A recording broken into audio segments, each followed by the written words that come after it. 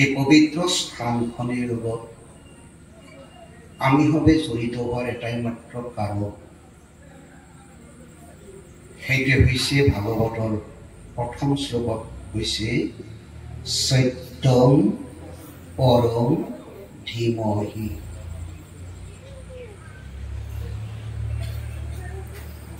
পৰম সত্যৰ লগত আমি যিমানেই জড়িত হৈ যাব পাৰোঁ, সিমানেই আমাৰ পশুত্বৰ পৰা মানৱত্বলৈ উন্নীত হ'ব, মানৱত্বৰ পৰা ভগৱত্বলৈ উন্নীত হ'ব। অনন্ত কোটি ব্ৰহ্মাণ্ডৰ বুকুত ভগৱত্ব প্ৰাপ্তি যেতিয়ালৈকে নহয়, মনুষ্য জন্মৰ সাৰ্থক কেতিয়াও হ'ব নোৱাৰে। দেৱলোকতো দেৱী দেৱ ভগান, দেৱৰ ভোগে ভোগ কৰিলেও সাৰ্থক জন্ম হ'ব নোৱাৰে যদি ভগৱত্বৰ উপলব্ধি নহয়। ভাগৱতত সত্য এটাই হ'ব লাগিব, দুজন হ'ব নোৱাৰে। যদি দুজন সত্য হৈ এজন মিথ্যাৰ লগত জড়িত হৈ থাকিব।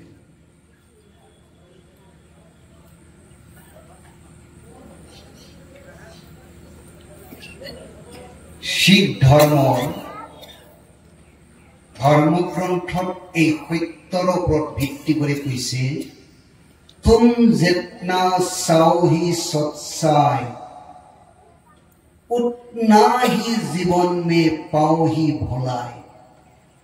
যিমানেই তুমি সত্যৰ ফালে আগবাঢ়ি যাবা, সিমানেই তোমাৰ মংগল হ'ব। আমি প্ৰত্যেকেই মংগল প্ৰাৰ্থী, অমংগলৰ আশা আমি কোনেও নকৰোঁ। মংগলৰ কাৰণে আমি দিবা-ৰাত্ৰি অশেষ চেষ্টা, সাধনা, সিদ্ধান্ত, সেৱা সমস্ত কৰি আগবাঢ়ি আছো। সত্যৰ লগত জড়িত হ'বলৈ প্ৰতিমূৰ্তি স্বৰূপ মহামুনি সত্যম শুকদেৱে কৈছে, ভগৱান কেৱল কৃষ্ণই,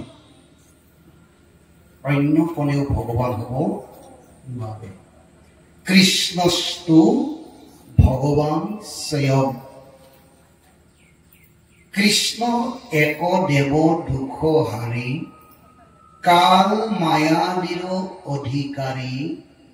কৃষ্ণ বিনে শ্ৰেষ্ঠ দেৱ নাহি নাহি আৰ, সৃষ্টি স্থিতি অন্তকাৰী দেৱ। তান্ত বিনে আন নাহি কেব, জানিবা বিষ্ণুহে সমস্ত জগত সাত। আৰু এই কৃষ্ণ সম্পদ, পৃথিৱীৰ বুকুত যিমান সম্পদ আছে, এই সকলো সম্পদ লুকাই পৰি কৃষ্ণ সম্পদ যেতিয়া সন্মুখত আহে, সমস্ত ভোগ তেতিয়াই গুচি যায় ভগৱানৰ ওপৰত যেতিয়া আস্থা হয়। সমস্ত বিবাদ তেতিয়াই গুচি যায় যেতিয়া ভগৱানৰ লগত সম্বন্ধ কৰাৰ সংবাদটো পায়। সমুদ্ৰ মন্থনত এই সংবাদেই প্ৰতিনিয়ত ঘোষিত হৈ আছে। আপোনালোকৰ ভাগ্য 7 দিন যাবত আপোনালোকে শুনিব পাব। আমাৰ মাত্ৰ এদিনহে হ'ব দুৰ্ভাগ্য আমাৰ। আপোনালোকে 7 দিন এই মন্থনত মনন শক্তিক জড়িত কৰিব পাৰিব।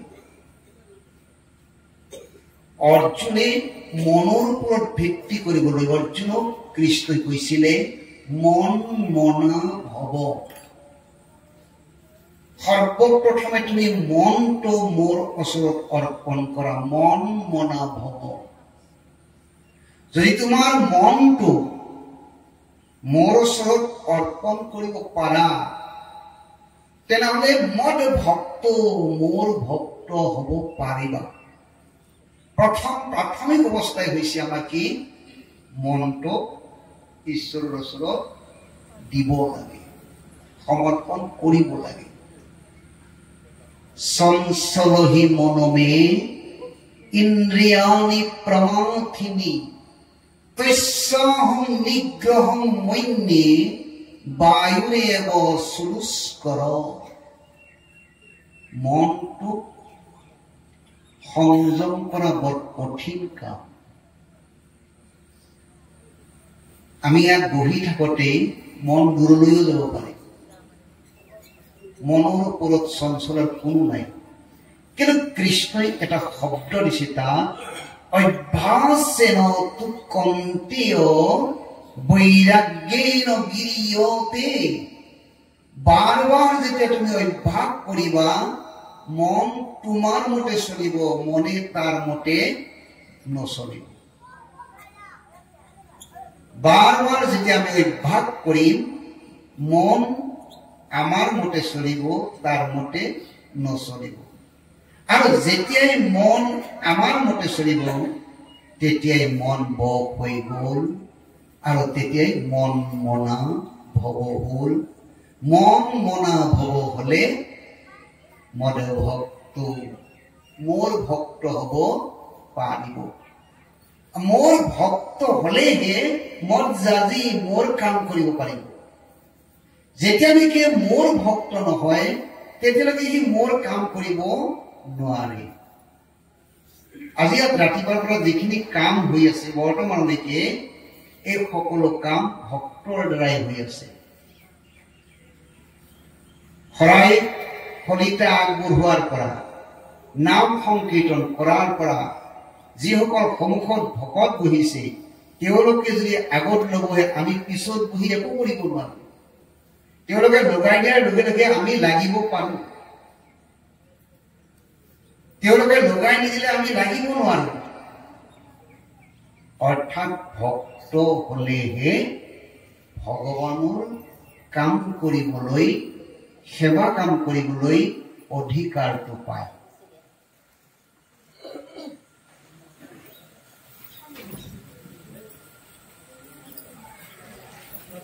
জৰাসন্ধৰ ইমানেই দুৰ্ভাগ্য, তাৰ জন্ম দুৰ্লভ। দুটা অংগ একেলগ হোৱাৰ পাছত, জন্মৰ পাছত সি দুফাল হৈ গৈছিল। তাক আৰু এফাল কৰাৰ পিছত সি জীৱন্ত অৱস্থাত। সেই জৰাসন্ধৰ দুৰ্ভাগ্য ক'ত? য'ত ভগৱান থাকে তাত সি থাকিব নোৱাৰে, এইটোৱেই দুৰ্ভাগ্য। য'ত কৃষ্ণ কথা থাকিব তাত সি থাকিব নোৱাৰে, য'ত ভক্ত বহিব তাত সি বহিব নোৱাৰে। তাৰ শক্তি, সামৰ্থ্য, বল, বীৰ্য সামগ্ৰিকভাৱে থাকিলেও এই সকলোৱে জগতৰ কাৰণে বৰেণ্য হ'ব পাৰিব, কিন্তু ঈশ্বৰৰ ওচৰত সি নগণ্য হৈ যাব। জগতত এতিয়ালৈকে, আমাৰ বৰ্তমানলৈকে জগতত বহুত ডাঙৰ ডাঙৰ মানুহ পোৱা যায়, ক্ষমতাশালী। ইচ্ছা কৰিলে এনেকুৱা ক্ষমতাৰ মানুহ আছে বৰ্তমান অসমত, ইচ্ছা কৰিলে এই সত্ৰখন এমাহতে চাৰিওফালে বদন বদন কৰি দিব পাৰে। এনেকুৱা শক্তি, ইচ্ছাটো কৰিলেও। এনেকুৱা ইচ্ছা কৰিলে এই ৰাস্তাটো সুশোভিত কৰি দিব পাৰে। তেওঁলোকৰ ইমানেই ক্ষমতা আছে। কিন্তু যদি ঈশ্বৰ ভক্ত হ'ব নোৱাৰে, ক্ষমতাই মানুহক অন্ধ কৰি দিয়ে। যেতিয়ালৈকে ঈশ্বৰৰ লগত জড়িত হৈ নাযায়, তেতিয়া মানুহ ক্ষমতাত অন্ধ হৈ যায়। আৰু এই অন্ধতা ধৃতৰাষ্ট্ৰৰ হৈছিলে, কৌৰৱ পক্ষৰ হৈছিল। বল বীৰ্য থাকিলেও তেওঁলোকৰ এটা শব্দ ক'ব নোৱাৰিলে, যেতিয়া ধ্ৰুপদীক উলংঘ কৰিবলৈ ওলাইছিল, ধ্ৰুপদীয়ে যেতিয়া প্ৰত্যেকজনকে প্ৰাৰ্থনা কৰিছিল, এটা শব্দ ক'ব নোৱাৰিলে, কাৰণ প্ৰত্যেকেই অন্ধতাৰ মুখাখন পিন্ধিছে। বৰ্তমান মানৱ সমাজত পাৱাৰ আছে, পেল্ভ আছে,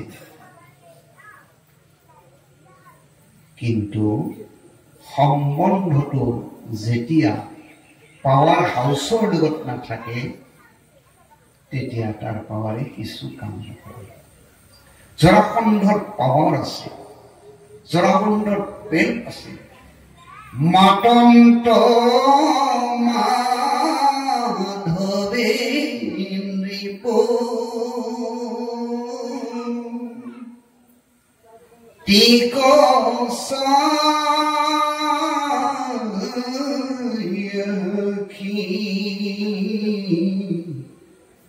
ও শুনা চক্ৰৱৰ্তী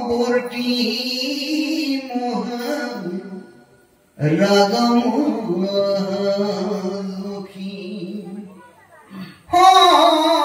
জানিল বিমল মতি ভৈলি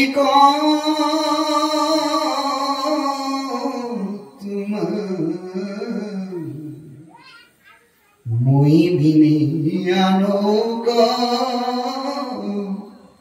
নেদেখা কিছুমান খবৰ দিব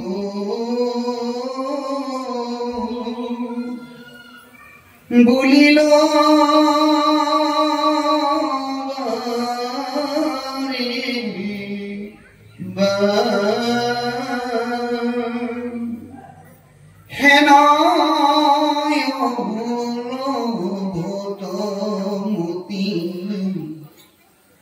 নভৈলা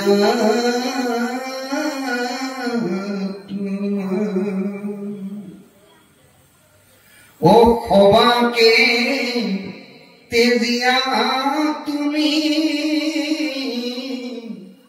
বাঞ্চিলা ভকতি ধন্য ধন্য ৰাজা মুচুকুন্দু মতি।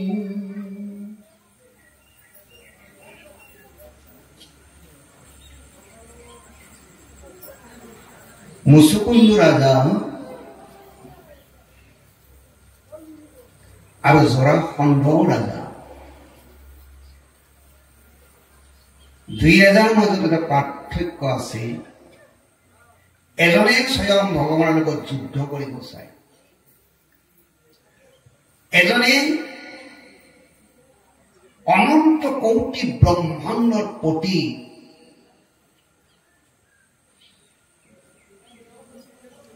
ব্ৰহ্মা মহাদেৱ লক্ষ্মী দেৱী কায় বাক্য মনে স্থিৰ কৰি পৰম আনন্দে চৰণ সেৱন্ত যাৰ, যাৰ পাদলোকে দেৱী গংগা, যাৰ বাক্যে হুয়া আছে বেদ, পৰম পতিত তৰয় যাহাৰ নামে, হেনয় ভগৱন্ত পুৰুষৰ লগত তাৰ হাত জোৰ নহয়, হাত মুষ্টিবদ্ধ। কাৰ লগত যুদ্ধ নকৰিব? ভগৱানৰ লগত যুদ্ধ কৰিব। ভগৱানৰ শক্তিৰ ওপৰত বিশ্বাস নাই, নিজৰ শক্তিৰ ওপৰত বিশ্বাসটো যথেষ্ট দিছে। যেতিয়া মানুহ মানৱত্বৰ লগত জড়িত হৈ নিজৰ বল বিক্ৰম বুদ্ধি স্থিতি প্ৰজ্ঞা শক্তি সামৰ্থ্যৰ ওপৰত বিশ্বাস হয়, হাজাৰ বাৰ আশ্বাস দিলেও সি ঈশ্বৰৰ ফালে ঢাল নাখায়।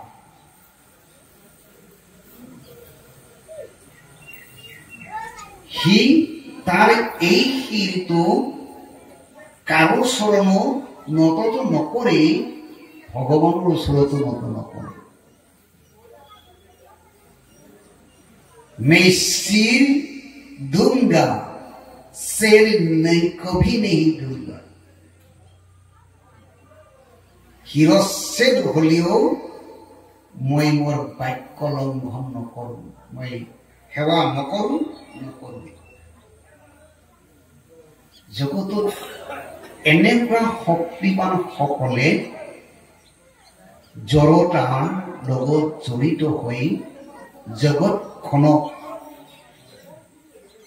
ঈশ্বৰ সত্তাৰ পৰা বহু পিছলৈ ঠেলি লৈ যায়। কিমান কোটি?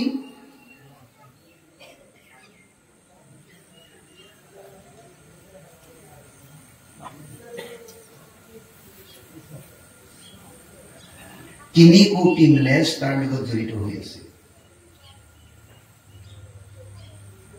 তাকেই জগত বোলে, যে জগতৰ লগত জড়িত হৈ জগন্নাথৰ পৰা বহু পিছলৈ গুচি যায়। যিয়ে জগতৰ লগত জড়িত হৈ জগন্নাথৰ পৰা বহু পিছলৈ গুচি যায়, সি কিন্তু জানে, কিন্তু মানিবলৈ টান পায়। বৰ্তমান জগতত জানা মানুহ বহুত বেছি। ভাগৱত ইংৰাজীতো ক'ব পাৰিব, হিন্দীতো ক'ব পাৰিব, বাংলাতো ক'ব পাৰিব, কিন্তু মানা মানুহ বৰ কম। জানিলে নহয়, মানিলেহে হয়। জনা কথাটো জীৱনত যদি কোনোদিনে প্ৰয়োগ নহয়, সেই জনাৰ দ্বাৰা তাৰ একো লাভ নহয়। মুছলমানটোৱে জানিছিল, দেৱতাবিলাকে যেতিয়া বৰ দিব খুজিছিল, তেতিয়া তেওঁ কৈছিল যে মোক একো নালাগে, এটা বৰ লাগে। মই যোগ নিদ্ৰাত থাকিব খোজো, নিদ্ৰাভংগ হোৱাৰ লগে লগে ঈশ্বৰৰ কাম কৰিব খোজো, আৰু একো নালাগে। আমি ৰাতিপুৱা 9টালৈকে টোপনি মাৰো, ভাত খাই উঠি আবেলি 4টালৈকে টোপনি মাৰো, ৰাতি ভাত খাই উঠি 9টাৰ পৰা 9টালৈকে টোপনি মাৰো। আমাৰ নিদ্ৰাত স্বপ্ন থাকিব, কাৰোবাৰ নিদ্ৰাও নহয়, নিদ্ৰা হলে স্বপ্ন হয়, গভীৰ নিদ্ৰা নহয়। এই সমস্ত এটাও খোজা নাই মুছলমান, খুজিছে মাত্ৰ এটাই, মোৰ যোগ নিদ্ৰা। যোগ মানে যোগম উচ্যতে। মই নিদ্ৰাত থাকিলেও যদি ভগৱানৰ নামটো পাহৰি নাযাওঁ, গভীৰ নিদ্ৰাত থাকিলেও মোৰ ভিতৰত নাম ৰৈ থাকিব, কৈ থাকিব। এই নিদ্ৰাটো মই, এইটোৰ নাম যোগ নিদ্ৰা। মই নিজ চকুৰে দেখা কথা আপোনালোকক কৈছো। অলপ আগতে আমাৰ সত্ৰাধিকাৰ প্ৰভুৱে কৈছিলে স্বামী কৃষ্ণানন্দদেৱৰ কথা। মই তেওঁৰ লগত গোটেই ৰাতি চৰণ সেৱা কৰি থাকো, টোপনি নাপালো। আৰু সেই নিদ্ৰাত প্ৰভু থাকোতে এবাৰ এজন ডাক্তৰ আহিলে তোৰ হাৰ্টটো চোৱাৰ কাৰণে। তেওঁ সপ্তাহে সপ্তাহে আহিল। তেওঁৰ নাম পৰেশ ভট্টাচাৰ্য।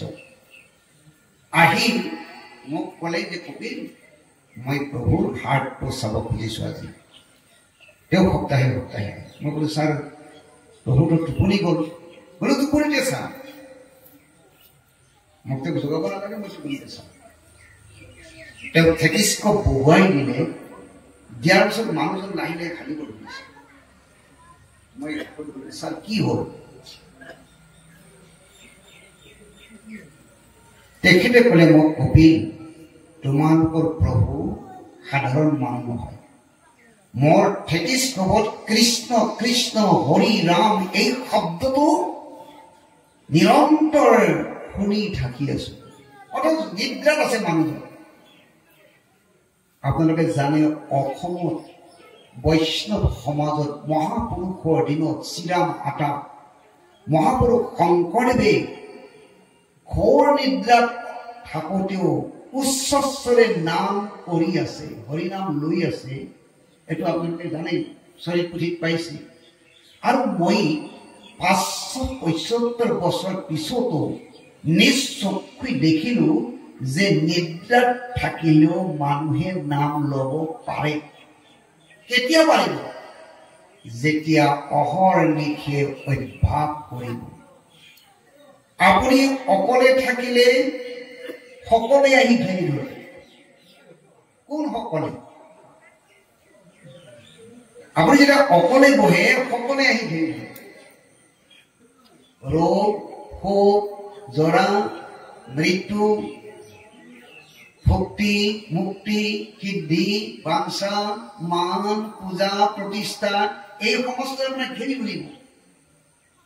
তেতিয়া আপোনাৰ নাম নাহে, কাম হয়। কাম যেতিয়া গুচি যাব, নাম আহিব। আৰু কৃষ্ণানন্দদেৱে নিদ্ৰাত থাকতো নাম লৈছিল, এনেকুৱা নহয়, তেওঁ সকলো সময়তে নাম ল'ব পাৰিছিল। কৃষ্ণ কৃষ্ণ হৰি ৰাম, এই শব্দটো সকলো সময়তে ঘোষি আছিল। আৰু এই ঘোষণা কৰা শব্দৰ এটা শক্তি,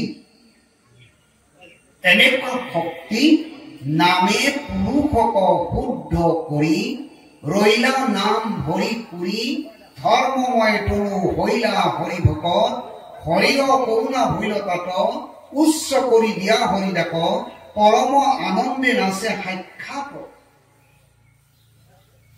নামৰ মহিমাই তাৰ দেহাটো চিন্ময় কৰি দিয়ে। আমাৰ আইসকলৰ ভিতৰত যেতিয়া বয়স হৈ যায়, তেতিয়া বিষৰ কথা খুব বেছিকৈ কয়। উঠতে বহতে শুৱতে বিষৰ কথাই বেছিকৈ কয়। যেতিয়া খুব বেছিকৈ বিষৰ কথা কয়, বিষে তাক জৰ্জৰিত কৰি দিয়ে। যদি কবলৈ এৰে, বিষ লাহে লাহে গুচি যাব। সেই মুচকুন্দুৱে বাৰ বাৰ কৈছিলে, মই যেতিয়াই সাৰ পাম তেতিয়াই যেন মোৰ ঈশ্বৰৰ দৰ্শন হয়, মোক আৰু বেলেগ বৰ নালাগে।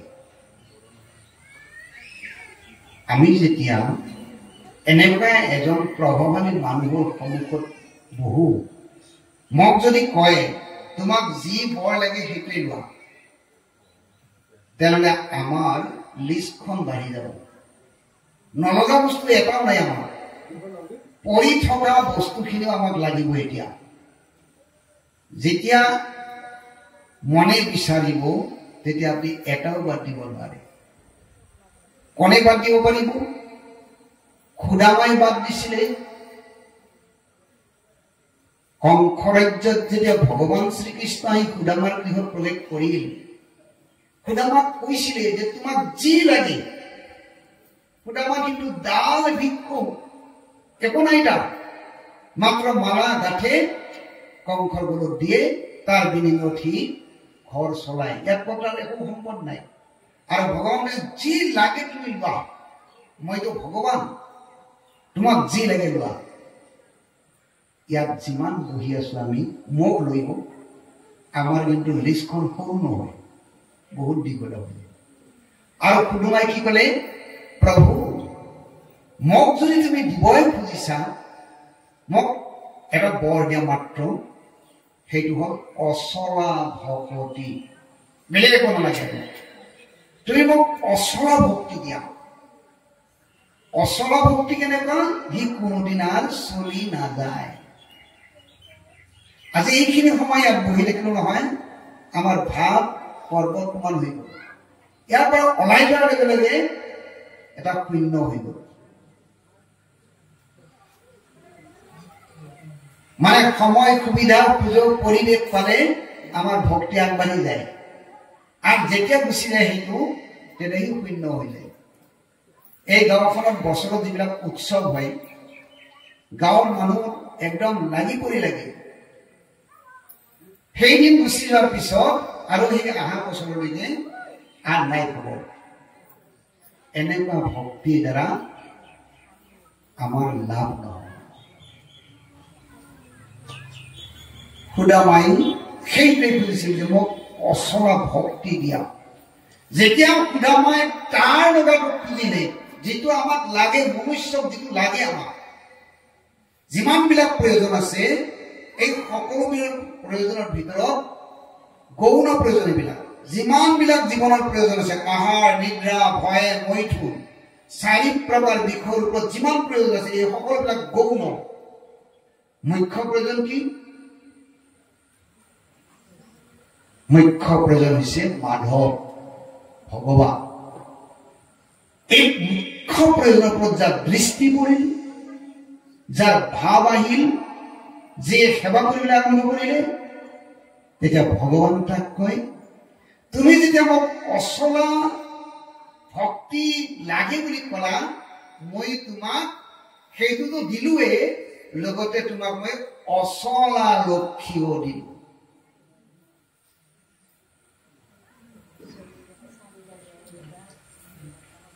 তুমি মোৰ ভক্ত হোৱাৰ লগে লগে তোমাৰ অভাৱ বুলিবলৈ একো নাথাকে, তোমাৰ অভাৱ বুলি কৈ একো নাথাকিব। আমাৰ জীৱনত প্ৰমাণ হৈ গ'ল।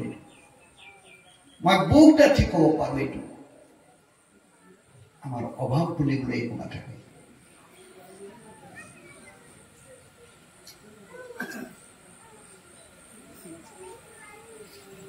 মুচুকুন্দ প্ৰতিনিয়ত আহাৰ নাই, ভয় নাই, মৈথুন নাই, নিদ্ৰাও যোগ নিদ্ৰাত আছে প্ৰতিনিয়ত। আমাৰতো 15 মিনিট থাকিব নোৱাৰো আমি। এটা আসনত 15 মিনিট থকাৰ পিছত আৰু আসন সলাবই লগা হয়। নামঘৰত বহাৰ লগে লগে আমাৰ কি হয়, বেছি সময় থাকিব নোৱাৰো, কাৰণ কাম আছে বহুত। কোনো ৰকম প্ৰাৰ্থনাটো গাড়ী দৌৰি আহিব খোজে, যেন আমাৰ কৰিব লাগে কাৰণেহে কৰিছো।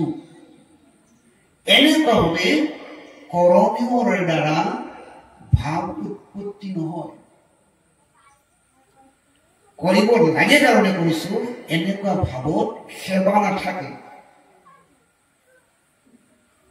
সেৱা তেতিয়াই থাকে যেতিয়া অন্তৰাত্মাত সি লাগি ধৰে, নকৰিলে নহব, জীৱন গলেও চলি পৰি মৰিলেও মই কৰিহে যাম, তেতিয়া সেৱা। আৰু তেতিয়াই ভগৱানে আমাক কৃপা কৰে। ইয়াত যিমানবিলাক আমি বহি আছো, আজিৰ দিনত কাৰো সময় নাই, কিন্তু এটা ছাত্ৰ সোধক, কথা কব এটা সময় নাই। ৰাস্তাটো কেনেকে আছে, এনেকুৱা আছে না বেতনাত যোৱা ৰাস্তা, সি কব নোৱাৰে, সময় নাই তাৰ, মোৰ দেৰি হৈছে। এটা ভিক্ষাৰী সোধক, সিও কব মোৰ সময় নাই। जिंदगी जब तक रहेगी फुर्सत ना होगी काम से, कुछ समय ऐसा निकालो प्रेम करो श्री भगवान से। যিমান দিন জীয়াই থাকিব আপুনি কামৰ পৰা ৰেহাই নাপাব। কামৰ মাজেৰে এনেকুৱা এটা সময় উলিয়াও ভগৱানৰ লগত যদি প্ৰেম কৰিব পাৰে। লৰাই ছোৱালীৰ লগত প্ৰেম কৰে নহয়, তেওঁলোকে সময় উলিয়াই লয়। তেওঁলোকৰ যিমান ব্যস্ত যাব তাৰে মাজেৰে সময়টো উলিয়াই ল'ব তেওঁলোকে। আপুনি ভগৱানৰ লগত প্ৰেম কৰিবলৈ সময় উলিয়াই ল'ব লাগিব। প্ৰেম মানে আপোনাৰ মন প্ৰাণ ভগৱানৰ চৰণত সমৰ্পণ। এই প্ৰেমটোৰ ওপৰত আৰু কোনো প্ৰেম নাই। মীৰা কহে বিনা প্ৰেম সে না মিলে নন্দ লালা। প্ৰেম অবিহনে ভগৱানক কেতিয়াও পাব নোৱাৰে। মীৰাবাই এই সিদ্ধান্ত দিছে। আমি ইন্দ্ৰিয়ৰ লগত জড়িত হৈ থাকো সদায়। ইন্দ্ৰিয় ৰামা, ইন্দ্ৰিয় যি খোজে তাকে দিছো আমি। আৰু যেতিয়া ঈশ্বৰৰ লগত জড়িত হৈ যাব তেতিয়া ইন্দ্ৰিয়বিলাক কি হৈ যায়? সি মৰি যায়, ধ্বংস হৈ যায়, কৃষ্ণৰ ফালে উদিত হয়। আত্মেন্দ্ৰিয় প্ৰীতিৰ ইচ্ছা টানে বলে কাম, কৃষ্ণেন্দ্ৰিয় প্ৰীতিৰ ইচ্ছা ধৰে প্ৰেম নাম। ইন্দ্ৰিয় সকল কৃষ্ণেন্দ্ৰিয় কৰিব লাগে, যিটো মুচুকলৈ পৰিছে। আজি প্ৰসাদ দিছে আপোনালোকক, এটা কোনটো খাব? কাৰ আস্বাদন ল'ব? ভাগৱত অমৃত ৰসৰ আস্বাদন ল'ব নে প্ৰসাদৰ আস্বাদন ল'ব? যদি মই এটা কিবা খাই থাকো, জিহ্বাই তাৰ কি কৰে? সংবাদটো শৰীৰক দিয়ে, নিমখ কম হৈছে, আদা অলপ লাগছে। আপুনি নকলেও শৰীৰে সেই সংবাদবিলাক পাই থাকিব। যেতিয়া নিমখৰ সংবাদ আহিব, যেতিয়া আদাৰ সংবাদ আহিব, তেতিয়া ভাগৱতৰ সংবাদ ভিতৰত কেতিয়াও প্ৰৱেশ নকৰে।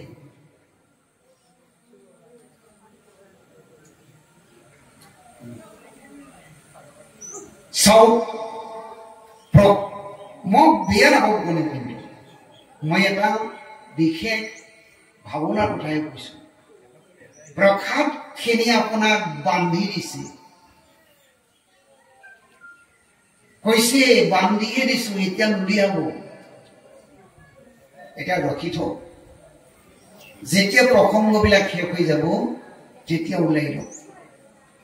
কিন্তু মনে কৈ আছে একগাল খাব পাৰি ভাল হয়। যেতিয়া আপুনি মুখত একগাল দিলে আপোনাৰ ৰস সিন্ধু গুচি গ'ল, ভাৱ সিন্ধু গুচি গ'ল, প্ৰসাদ সিন্ধুৱে আক্ৰমণ কৰিলে।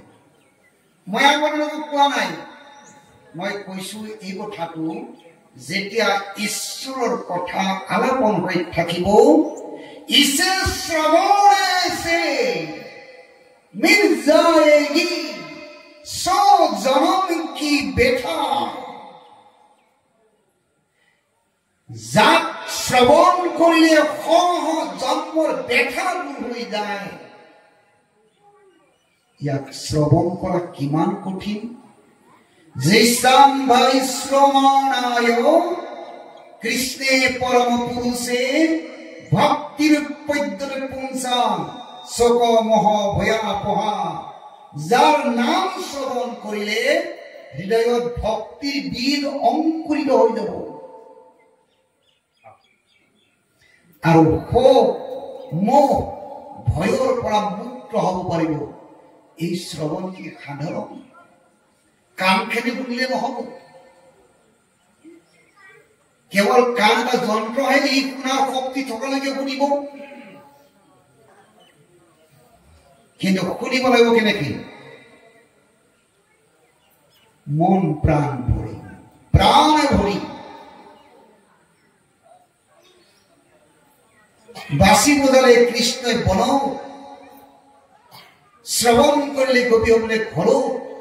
লগত আছিল গোপসকল, তেওঁলোকে নুশুনিলে, কাৰণ তেওঁলোকৰ কাণ বাজে। বাজে কাণত ঈশ্বৰৰ কথা কেতিয়াও নাবাজে। যাৰ কাণত এবাৰ বাজিলে তাৰ কাণত সদায় বাজিয়েই থাকে। যাৰ বাজে তাৰ সদায় বাজে, বাজে কাণে বাজে নাৰে, যাৰে বাজে তাৰ সদাই বাজে। যাৰ কাণত কৃষ্ণ কথা এবাৰ বাজিলে তাৰ সৰ্বদাই বাজি থাকে। যাৰ কাণত এবাৰো বাজা নাই, বাজে কথা বাজি থাকে, তাৰ কাণত কৃষ্ণ কথা কেতিয়াও নাবাজে। আপুনি কিমান বাজে কথা কয় আৰু কিমান কৃষ্ণ কথা কয় তাৰ ওপৰত ডিপেণ্ড কৰিব। জীৱনত কিমান বাজে কথা কব, সংকল্প কৰক বাজে কথা নকব। মই সংকল্প কৰি লৈছো, বাজে কথা কোৱাতকৈ মৌন হৈ থকাই ভাল। গ্ৰাম্য কথা কোৱাতকৈ মৌন হৈ থাকো। ভাগৱত শুনিলেই যদি আমি পালন নকৰো, শুনাৰ দ্বাৰা কোনো লাভ নহব। যদি পালনেই নকৰো,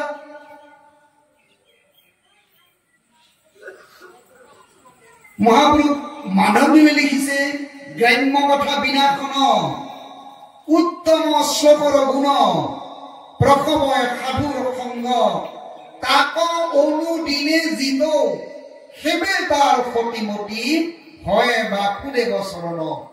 গ্ৰাম্য কথা যিমানে কমাই দিব কৃষ্ণ কথা সিমানে আকৰ্ষণ হ'ব। গ্ৰাম্য কথা যিমানে বাঢ়ি যাব কৃষ্ণ কথা সিমানে আঁতৰি যাব। আমি যিমান ডাঙৰ ভকত আমি যিমান সাধনা কৰক যদি গ্ৰাম্য কথা ক'বলৈ আৰম্ভ কৰিছে আপোনাৰ সাধনাই কাম নিদিব। মই আইসকলক কৈছো নামঘৰলৈ যাওঁতে তোমাকে মৌন নহওক, কাৰো নিন্দা কাৰো চৰ্চা নকৰিব, ঈশ্বৰৰ চৰ্চা কৰক মাত্ৰ। কাৰণ যদি বাজে কথা বাজে চৰ্চা কৰে তেনেহ'লে এই সময়খিনি অথলে গুচি গ'ল। দুৰ্লভম মনুষ্য জন্ম দেহিনাম খান ভঙ্গুৰ তত্ৰাপি দুৰ্লভম মৈন্যে বৈকুণ্ঠে প্ৰিয়দৰ্শীন। মনুষ্য জন্মটো দুৰ্লভ, তাতকৈও দুৰ্লভ ভকতৰ সংগ। এই যে সংগ হৈছে যে ভাগৱতৰ ভকতৰ সংগ, এই সংগ পাওঁতেও যদি আমি বাজে কথাই কৈ থাকো সময়টো এনেই গুচি গ'ল। বেতনা সত্ৰই এটা প্ৰটেক্টেড এৰিয়া কৰিছে, এটা বাইণ্ডিঙত ৰাখিছে আপোনালোকক যে ইয়াত বাজে কথা বাজে ধান্দা বাজে চিন্তা নচলিব।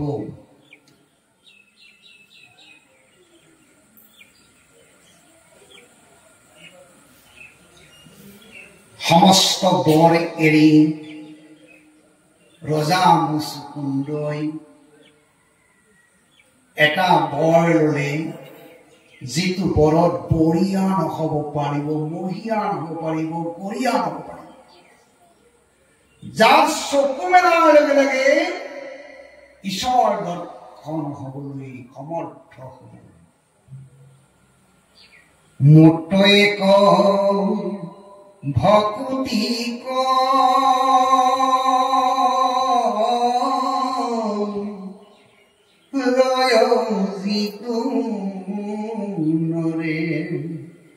ও কৌতি ঐশ্বৰ্যেও তাক আকুল নকৰে।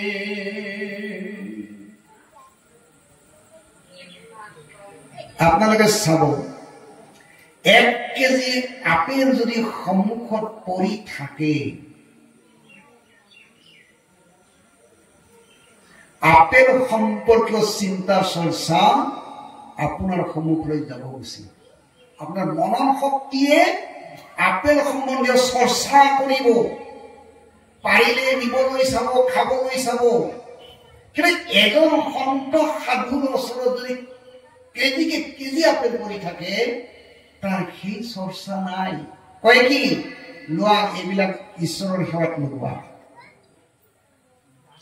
কথাখিনি কিমান গুৰুত্বপূৰ্ণ চাব।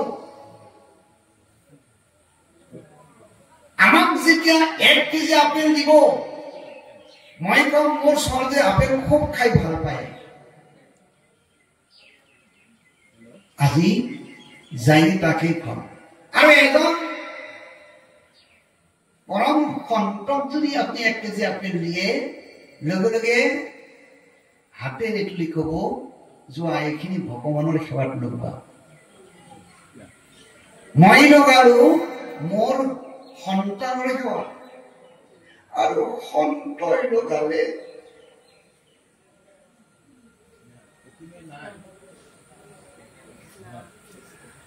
ঈশ্বৰৰ সেৱা।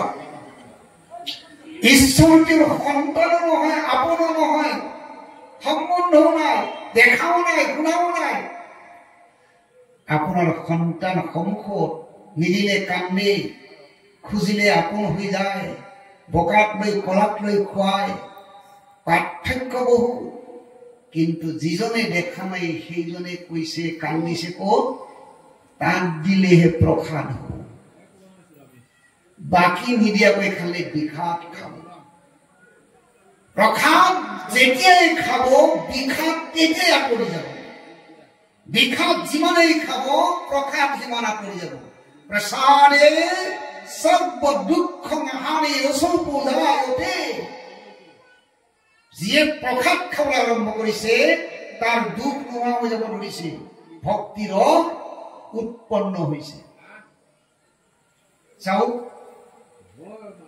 এইবিলাক আজি ঈশ্বৰৰ সেৱাত লাগিছে।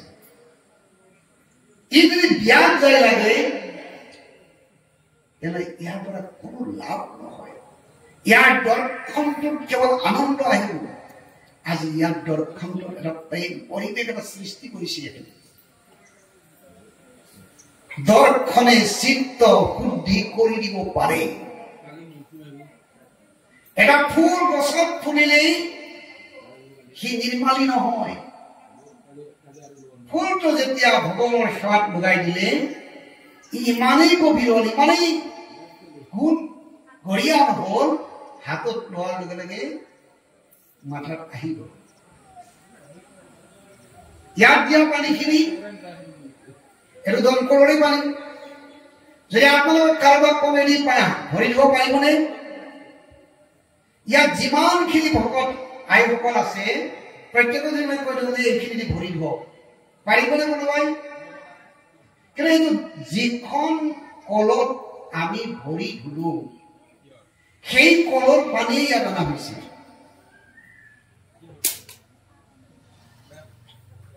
কিন্তু ইয়াক আনি দিয়াৰ লগে লগে ভক্ত স্পৰ্শ পোৱাৰ লগে লগে ইয়াৰ দাম বাঢ়ি গ'ল, ইয়াৰ শক্তি বাঢ়ি গ'ল, ঈশ্বৰৰ সেৱাত লাগি গ'ল, ভগৱানৰ সেৱাত লাগি গ'ল। ঠিক তেনেকৈ আপোনাৰ গৃহৰ সমস্ত সম্পদ যেতিয়া ঈশ্বৰৰ সেৱাত লাগি যায় তাৰ দাম বাঢ়ি গ'ল, তাৰ শক্তি বাঢ়ি গ'ল। সেয়ে সাধু সন্তবিলাকে আমাক কি কয়? ঈশ্বৰত লগাইহে খাওঁ। যত কৰোচি, যত অশ্নাসি, যত জুহোচি, দদাসি যত, যত তপস্যি তৎ কুৰুস্ব মদৰ্পণ। সকলো বস্তু মত অৰ্পণ কৰি খালে খাওঁতাৰ প্ৰসাদ জ্ঞান হয়, বিষাদ আঁতৰি যায়।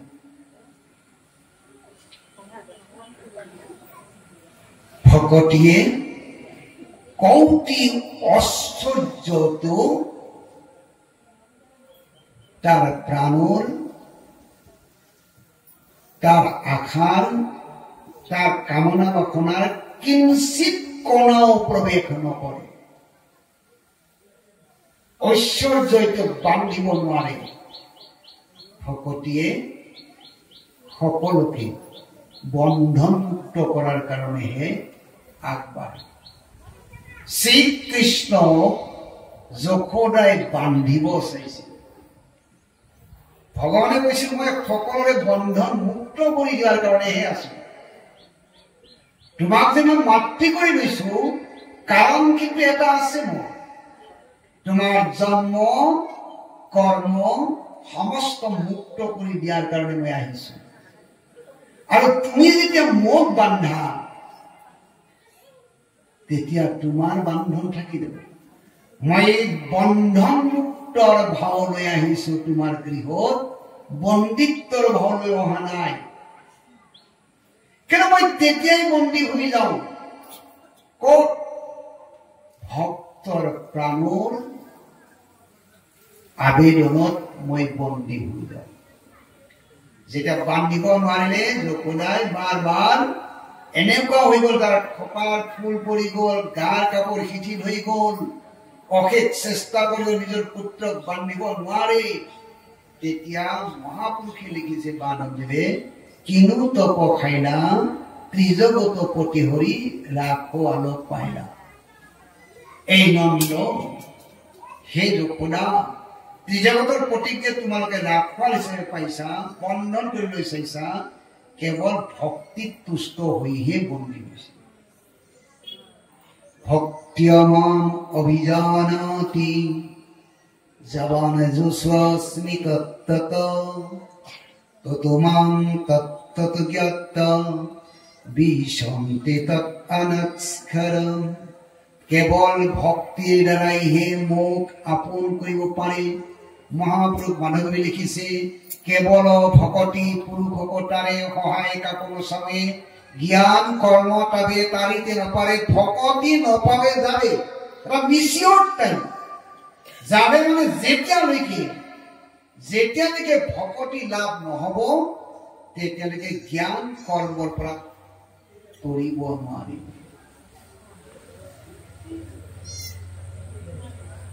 আমি জ্ঞান আৰু কৰ্ম এই দুটাৰ লগত জড়িত হৈ গ'ল, সদায় জড়িত হৈ থাকো। আমি কৰ্ম কৰো, বোমা মাৰো। অলপ দিন আগতে এইটো হৈ গৈছে, শব্দ শুনিলেই আমাৰ আনন্দ। বোমাটো মাৰাৰ লগে আনন্দ, চাকি ঘৰ জ্বলোৱাৰ লগে আনন্দ। হাজাৰ চাকি দিলে কিন্তু ভগৱানৰ চৰণৰ সিদিনাখন এগছিও চাকি নপৰি। আপোনাৰ চোতালত, আপোনাৰ ঘৰৰ সন্মুখত হাজাৰ চাকি জ্বলালে কিন্তু ভগৱানৰ চৰণত এগছিও নপৰিল। ইয়াৰ পৰা কোনো নাম।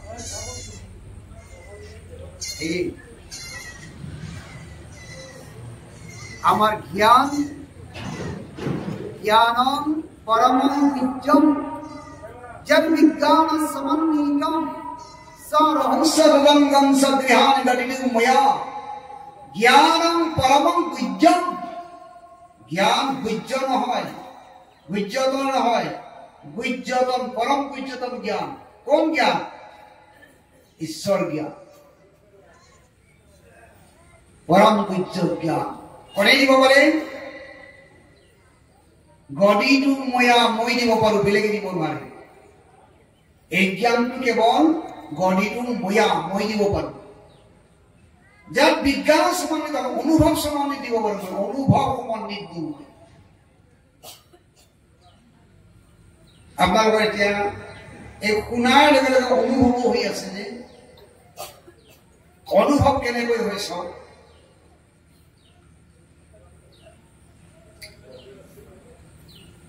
অনুভৱৰ শক্তি কেনেকুৱা চাব। মহাপুৰুষ শংকৰদেৱ গুৰুজনাই গ্ৰাস গজেন্দ্ৰৰ উক্তিত লিখিছে, গজেন্দ্ৰই টানি আছে গ্ৰাহে, বাৰ বাৰ কৈ আছে, ইয়াক মই মাৰিহে এৰিম, ইয়াক মই খাইহে এৰিম, নিহে এৰিম। আৰু গজেন্দ্ৰই বাৰ বাৰ টানি টানি কৈছে, মই উদ্ধাৰ হলেহে ৰক্ষা, মোক কোনোবাই ৰক্ষা কৰি উদ্ধাৰ কৰিলেহে ৰক্ষা। এই দুই ব্যৱস্থাৰ মাজত যুদ্ধখন চলিছে গ্ৰাস আৰু গজেন্দ্ৰ।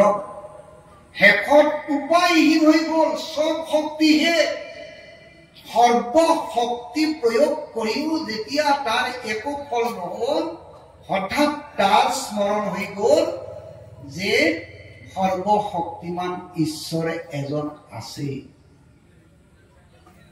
যাৰ ওচৰত আশ্ৰয় ললে ঘৰ বিপদৰ পৰা মুক্ত হব পাৰে। এটা জন্তুৰ ভিতৰত এই শব্দটো আহিল, এই ভাৱটো আহিল। অৰ্থাৎ সৰ্বশক্তিমানৰ ছুপাৰ পাৱাৰ যিমান, তাৰ ওচৰত আশ্ৰয় লোৱাটো দৰকাৰ। কিন্তু মই কি দি শৰণ, কি দি আশ্ৰয় লওঁ? সন্মুখত দেখিলে পদ্ম ফুল, তাৰ মনৰ দ্বাৰা সেইটো সুবৰ্ণৰ নিচিনা হৈ গল। অপৰলৈ তুলিলে, তুলি প্ৰাৰ্থনা কৰিলে যে মোক, মই আতুৰ, মোক ৰক্ষা কৰ। তেতিয়া পানীৰ তলত থকা গ্ৰাহে কলে, তই যেতিয়া ভগৱানক প্ৰাৰ্থনা কৰিলি, তেনে মইতো এতিয়া তোক খালি নহব। আৰু তোৰ প্ৰাৰ্থনা যদি ভগৱান সন্তুষ্ট হৈ আহে, তেনেহলে ময়ো তোৰ চৰণ ধৰি উদ্ধাৰ হব যদি পাৰোৱেই। তেতিয়া গ্ৰাহে কলে, প্ৰভু, ভগৱানক মানে নাই, গজেন্দ্ৰক কৈছে, প্ৰভু এতিয়া মই ইয়াত নাখাওঁ, এতিয়া তোক তললৈ টানি নিনিও, এতিয়া মই তোমাৰ মোৰতো হাত ভৰি নাই, মই তোমাৰ মুখেৰে চৰণত ধৰিছো, তুমিও মোক উদ্ধাৰ কৰি লৈ যোৱা।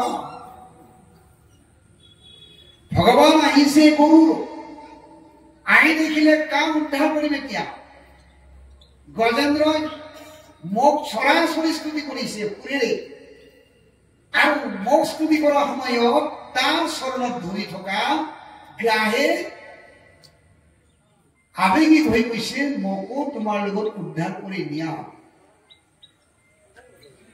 তেনেহলে মই প্ৰথম মোৰ ভক্তৰ চৰণত যে ধৰিছে তাকেই মই উদ্ধাৰ কৰো। এইটো মুখত পাইছে মানে প্ৰথমতে কাক উদ্ধাৰ কৰিছে? গ্ৰাহক, তাৰপিছতে গজেন্দ্ৰ। অৰ্থাৎ আপুনি মই ভকতৰ সংগ যদি লওঁ, তেনেহলে ভগৱান মনত কৰে কি যে মোৰ ভক্তৰ সংগ যেতিয়া লৈছে তাক মই আগে কৰাব লাগে।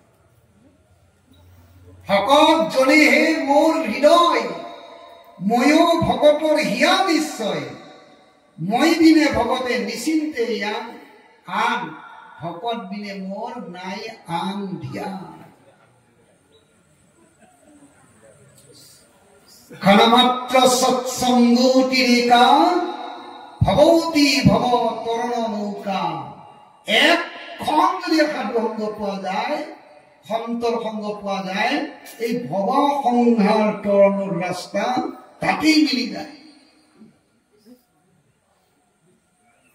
এজন নৌকা চালক নদীখনত ইপাৰ সিপাৰ সদায় কৰি থাকে। ইপাৰেৰ পৰা সিপাৰ, সিপাৰৰ পৰা ইপাৰ, এইটোৱে যাত্ৰা। তাৰ যাত্ৰা বেলেগ নাই। আমাৰো যাত্ৰা এইটোৱে, জন্মৰ পৰা মৃত্যু, মৃত্যুৰ পৰা জন্ম। আৰু কিবা পাৰাৰ চিন্তা কৰিছে? আৰু নতুন পাৰ যে চিন্তা আছে, এইটো কোনোবাই কৰিছে? জন্ম হলেতো মৃত্যু হবই, মৃত্যু হলেতো জন্ম হবই। এই জন্মতে খাই বই লো ভাই মরলে আরো একটা জন্ম লব লাগবে। কিন্তু সাধারণ মানুষ এইবিলাক চিন্তা নকৰে। যেতিয়া ভকতৰ সংগ হব তেতিয়ালৈকে এটা পাৰৰ চিন্তা কৰিব। তেওঁলোকে এটা পাৰৰ সম্মান দিয়ে, যিটো পাৰত গলে আৰ ইপাৰ সিপাৰ হব নালাগে। এই মানুহজনে গোটেই জীৱনটো ইপাৰৰ মানুহক সিপাৰত থৈ আহে, সিপাৰৰ মানুহখিনিক ইপাৰত থৈ এনেকে পাৰাপাৰ কৰি আছে, নিজে কিন্তু কোনো পাৰত নানামে। হঠাৎ এদিনাখন এজন সাধু আহি, ভকত আহি তাৰ নৌকাত উঠিলে। ৰাতিপুৱাই উঠিছে, উঠি যেতিয়া ইপাৰ পায় তেতিয়া সাধুজনে মাত দিয়ে, ভাই কায়ে কায়ে সিপাৰত যদি সোনকালে উঠে, নৌকাত উঠে। যেতিয়া সিপাৰ পায় সি নানামে কেতিয়াও। সিপাৰৰ মানুহে ভাই ওপার में কোন জায়গায় চলো জলদিছে। গোটেই দিনটো সাধুজনে নৌকাত উঠিছে, কিন্তু পাৰ নহয়। ইফালে সন্ধিয়া হৈ গল, নৌকা বান্ধি ঘৰত যাব লাগে নাৱৰীয়াজন। তেতিয়া সাধুজনক কলে, महात्मा जी आप कौन पार का यात्री हैं? আপনি কোন পাৰৰ নাম কওক, মই নামি যাওঁ। মই ঘৰত যাব লাগে এতিয়া। আপনি ৰাতিপুৱাৰ পৰা ইপাৰৰ পৰা সিপাৰ, সিপাৰৰ পৰা ইপাৰ আহিছে, আপনি কোন পাৰৰ নাম কওক, মই নামি যাওঁ। নৌকা চালকজনক সাধুজনে কলে, মই এনেকুৱা এটা পাৰত নামিম যিটো পাৰত পাৰ হোৱাৰ পাছত আৰু দ্বিতীয়বাৰ ইপাৰ সিপাৰ হ'ব নালাগে। এই পাৰাপাৰ সংবাদটো মোৰ নাই কৈ কৈ দে। अभी तो मेरे पारापर का ठीक हुआ ही नहीं। कौन पारक गले जे पार হ'ব নালাগে, এই পারাপার সংবাদ মোৰ নাই। তই তো সদায় পাৰাপাৰ কৰি থাকা, এনেকুৱা এটা পাৰত নমাই দিয়া যিটো পাৰত গলে আৰু মই পুনৰ ঘূৰি আহিব নালাগে। তাৰ চিন্তা হৈ গল, মই তো ইপার সিপার করছো, কিন্তু এটা যে আরো পার আছে এই চিন্তা মন নাই। তেতিয়াই সি সাধুজনৰ চৰণত পৰি কলে কি, সেই পাৰৰ সংবাদটো এতিয়া মোক লাগে, মই ইয়াৰ ঘৰত নাযাওঁ, আপোনাৰ লগতে যাম, আপুনি মোক সেইটো পাৰৰ সংবাদ দিয়ক। এই পাৰৰ সংবাদ জাগতিক জগতৰ কৰ্মীসকলৰ ওচৰত নাই। এই পাৰৰ সংবাদ কেৱল ভক্তৰ ওচৰত আছে। সেইকাৰণে মহাপুৰুষে লিখিছে, বিষ্ণু ভগতৰ সংগ লাগিব প্ৰথমত, গুৰু মানি শুশ্ৰূষা কৰিব ভলমত, লয়া উপদেশ মাধৱক আৰাধিব, যতে সুকৃতি মানে কৃষ্ণতে অভিব, কৃষ্ণ নাম কীৰ্তনৰ শুদ্ধ আহিব মন, সৰ্বদাই চলিব কৃষ্ণৰ চৰণ। সাধু সংগত কৃষ্ণ নাম নহে বাৰম্বাৰ, সেইজনে পাৰাপৰৰ সংবাদ পায়। আজি ইয়াত সেইটো কাৰণতে এই সত্ৰখন নিৰ্মাণ, সেইটো কাৰণতে এই সত্ৰাধিকাৰৰ কাম, সেইটো কাৰণতে এই ভক্তসকলৰ আগমন। আপুনি এটা পাৰৰ চিন্তা কৰিব। এটা যাতায়াতৰ এনেকুৱা এটা সংবাদ আছে, যত গলে যজ্ঞত্তান নিবৰ্তন্তে তদ্ধামং পৰমং মম, যলৈ গলে পুনৰ ঘূৰি আহিব নালাগে, সেইখিনি মোৰ ধাম। ভগৱানে কৈছে, নাতৰ ভাস্যতি সূৰ্য ন শশাংক ন পাৱক, তাক সূৰ্যও পোহৰিব নোৱাৰে, চন্দ্ৰও দিব নোৱাৰে, অগ্নিও দিব নোৱাৰে, এনেকি মনেও তাৰ ওচৰ পাব নোৱাৰে। সেই পাৰৰ সংবাদ যদি আমি পাব লাগে, তেনে সাধু সংগ কৃষ্ণ কথা ইহা চৰা ভাই, সংসাৰ জিনিতে আৰ বস্তু নাই। কৌতি ঐশ্বৰ্যও সেই সন্তজনক আকুল কৰিব নোৱাৰে, যিজন সন্তৰ লগত হৰি হেন সম্পদটো থাকে। সম্পত্তিৰ মধ্যে কোন সম্পত্তি গণি, পৃথিৱীত যিমান সম্পদ আছে, এই সম্পদের কোন সম্পদ শ্রেষ্ঠ? সম্পত্তির মধ্যে কোন সম্পত্তি গণি? কৃষ্ণ প্রেম ধনে যে বড় ধনী। ঈশ্বৰৰ প্ৰেমত যিজন ধনী হৈ গল, তাতকৈ ধনী আৰু কোনেও হব নোৱাৰে। মহাপুৰুষ আজি যুগাৱতাৰ হৈছে, জগতগুৰু হৈছে, পৃথিৱীৰ শ্ৰেষ্ঠ মহাপুৰুষ হৈছে। এটাই মাত্ৰ কাৰণ তেওঁ সম্পদ মাত্ৰ এটাই বিলাইছিল, কৃষ্ণ সম্পদ।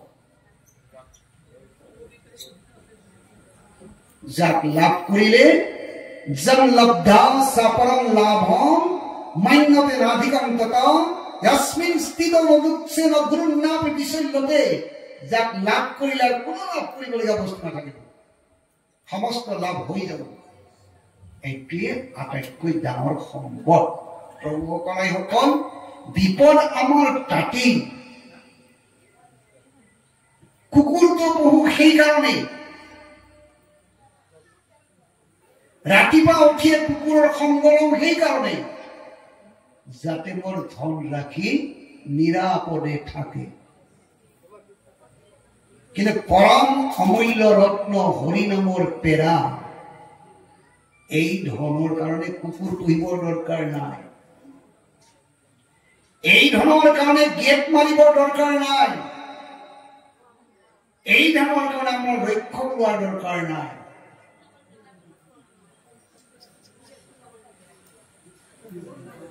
নামেই পৰম ধন চিন্তিও হয়,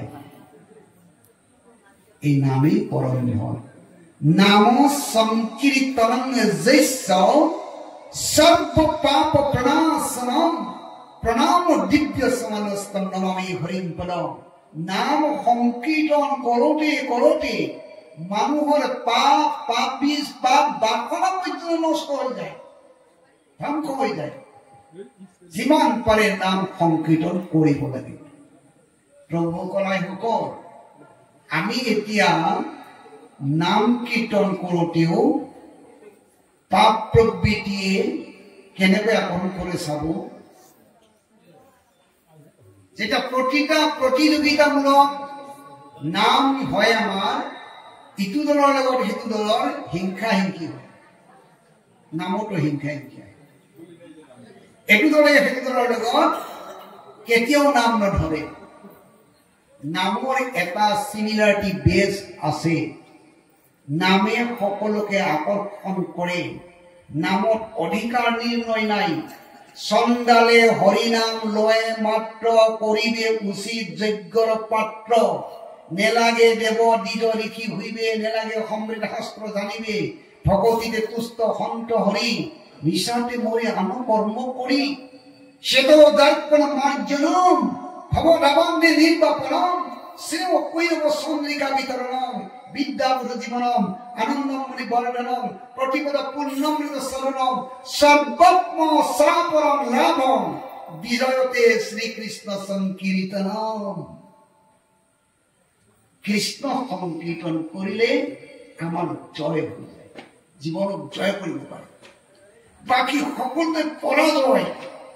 সেইকাৰণে মহাপুৰুষ শংকৰদেৱ গুৰুজনাই ভাগৱতৰ প্ৰথম স্কন্ধৰ প্ৰথম অধ্যায়ৰ প্ৰথম শব্দতে বিশ্বাস হয়, জয় জয় কৃষ্ণ কৃপাময় মহেশ্বৰ, যাৰ আজ্ঞা শিৰে বহে ব্ৰহ্মা হৰি হৰ। এই জয় শব্দ দুবাৰ দিছে, এবাৰ নহয়। অৰ্থাৎ কিছুমান লোক সংসাৰত জয় হয় কিন্তু মৃত্যুত পৰা, আৰু কিছুমান লোক আছে সংসাৰ আৰু মৃত্যুকো জয় কৰি দিয়ে। সেই সকলকে ভকত বুলি কোৱা হয়, সন্ত বুলি কোৱা হয়, বৈষ্ণৱ বুলি কোৱা হয়। আপুনি মই সেই বিজয়ৰ ফালে যাবৰ কাৰণে ইচ্ছাটো জগাব লাগে। সংসাৰ থাকিলে দুখ থাকিব, বিপদ থাকিব, শোক থাকিব, কামনা বাসনা থাকিব। এইটো সংসাৰৰ নীতি। তাত প্ৰীতিটো কমাই দিয়ক। এইবিলাক সংসাৰৰ নীতি, ইয়াত থাকিবই, সংসাৰ কৰিলে থাকিবই। থকা বস্তুটোৰ লগত আপুনি কিয় চিন্তা কৰিব লাগে? আছে যেতিয়া থাকিবই। আপোনাৰ ভঁৰালত যেতিয়া ধান থাকে, তথাপিও যদি আপুনি খোৱাৰে চিন্তা কৰে, আপুনি মহাকৃপণ। দুখ, শোক, জৰা, মৃত্যু, আপদ, বিপদ, কামনা বাসনা, এই সকলো সংসাৰৰ বস্তু ইয়াত থাকিব। আপুনি সংসাৰৰ পৰা এখোজ আগুৱাই দিয়ক, এটা খোজ মাত্ৰ আগুৱাই দিয়ক। ভগৱান কৈছে, তুমি যদি এটা খোজ আগুৱাই দিয়া, মই 10 খোজ আগুৱাই দি তোমাক আঁকোৱালি লম। ইমান নিৰ্ভয়। সক্ৰিদেৱ প্ৰপন্যু য়স্তুভা স্মৃতি সক্ৰিয়, অভয়ং সৰ্বদা তস্मै দদামে তদ্ব্ৰতং মম। কৃষ্ণ তোমাৰ হং যদি বলে একবাৰ, ভব বন্ধ হতে কৃষ্ণ তাৰে কৰে পা। আমি ঈশ্বৰ হৈ যাবৰ কাৰণে মাত্ৰ আগ্ৰহ লাগে। ছোৱালী এটা যেতিয়া বিয়া হৈ যায়, কইনাৰ সাজ পিন্ধি বাপেকে মায়েকে আলে আলে চাই, বিদায় দিবৰ সময়ত খুব কান্দে, আৰু কইনাটিও খুব কান্দে। কিন্তু ভাল কৰি তেওঁলোকে জানে যে মই কান্দিলেও ছোৱালীজনীক ৰাখিব নোৱাৰিম, আৰু ছোৱালীজনীও জানে, কইনাজনীও জানে যে মই যিমান কান্দিলেও এইটো ঘৰত মই থাকিব নোৱাৰিম। কান্দানো কি হ'ল? মিছা হ'ল না? এতিয়া কান্দনটো মাত্ৰ এটা আবেগ। ক'ত উঠে সেই আবেগটো? প্ৰীতিত, বাৎসল্য প্ৰীতিত। ভগৱান কৈছে, আবেগ ক্ষণস্থায়ী, বিবেক চিৰস্থায়ী। আবেগৰ বশৱৰ্তী হৈ কাম নকৰিব, বিবেকৰ লগত জড়িত হৈ কাম কৰক, তেতিয়া আপুনি ৰক্ষা হ'ব পাৰিব। চাওক, এজন আজি অমৃত মন্থন হৈ আছে নহয়, সমুদ্ৰত ভাগৱত সমুদ্ৰত অমৃত মন্থন হৈ আছে। এজন সাধুৱে অমৃত ফল এটা আনিছে ৰজাৰ ওচৰত, অমৃত ফল। এইটো খালে তাৰ কেতিয়াও যৌৱন ধ্বংস হৈ নাযায়, এইটো খালে তাৰ কেতিয়াও বিপদ নহয়, এইটো খালে তাৰ বেমাৰ আজাৰ কেতিয়াও নাথাকে। এইটো খালে তাৰ দুখ শোক বাসনা কামনা এটাও নাথাকিব। আহি ৰাজাক কৈছিলে, মহাৰাজ মই সাধনাৰ দ্বাৰা পাইছো, এই অমৃত ফলটো তুমি খোৱা। হাতত আনি দিলে ৰজা, জংঘলৰ সাধকজনে ৰজাৰ ৰাজ্যত আহি ৰাজকাৰেঙৰ সন্মুখত বহি হাতত ফলটো দিলে। ৰজাই খালে কিন্তু সমস্ত প্ৰাপ্তি হৈ যায়। কি কলে? এতিয়া নহয়, অলপ পাছত খাম। এইটোৱে আমাৰ আটাইতকৈ বিপদৰ বস্তু। পিছত কৰিম, পিছত খাম, পিছত যাম।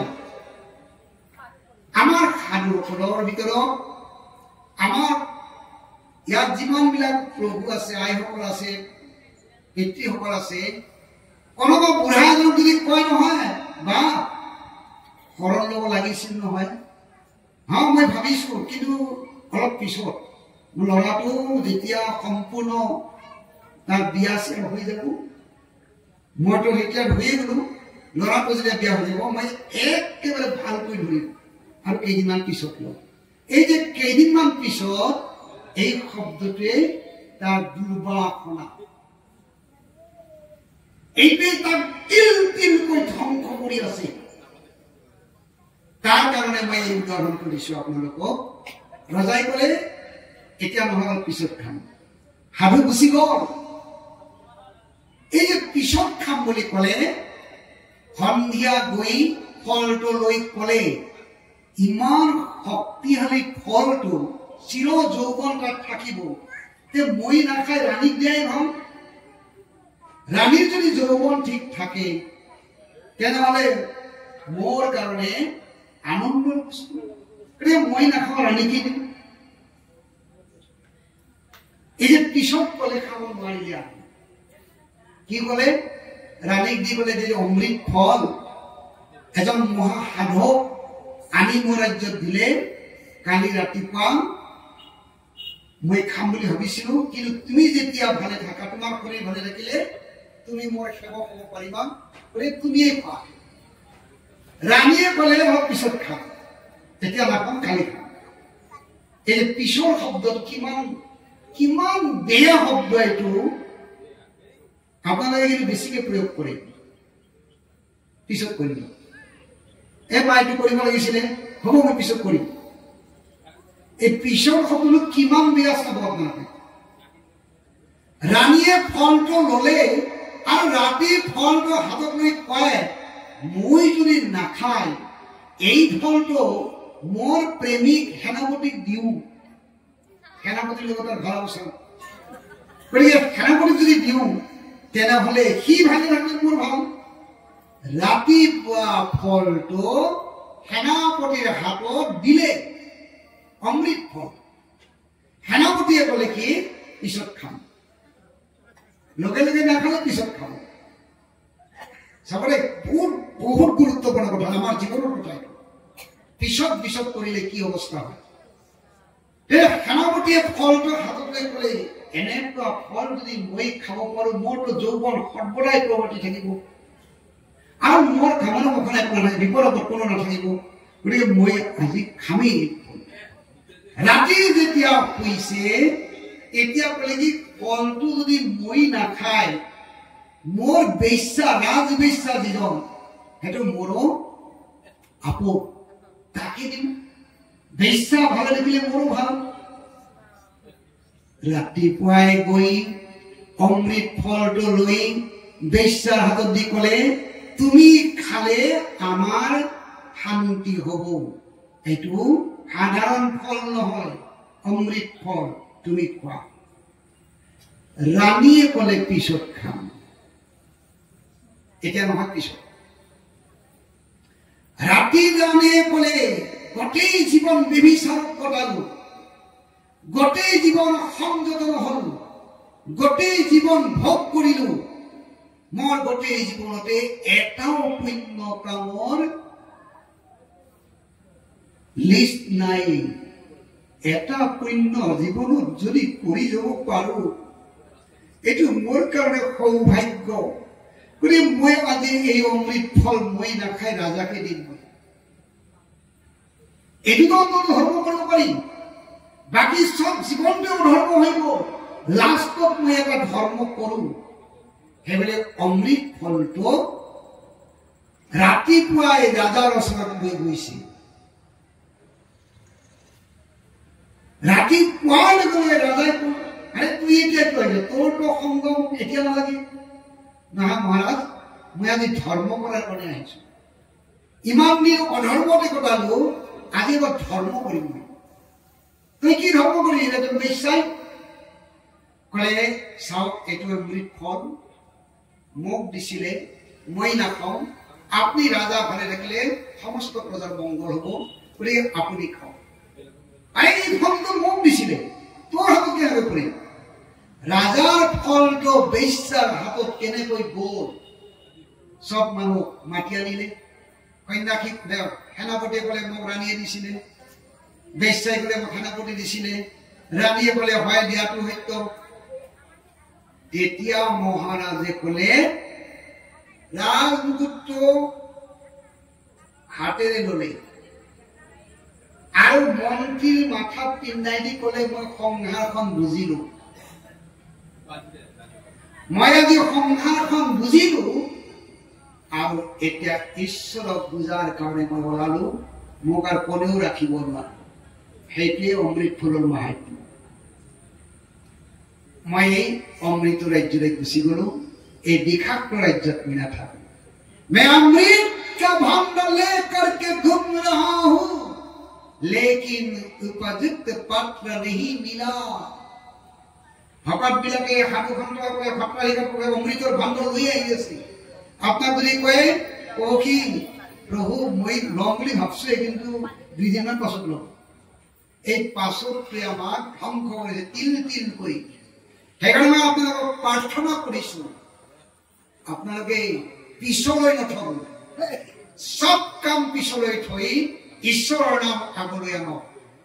দেখিব মুচুকুন্দৰ সম্পদটো আপোনাৰ হাতলৈকে আহি গল। ভকত কলংঘি পাপ নপাৰি শ্ৰীমদে আৰু তাকো কোনো মতে পাইবে কপ্ৰমদে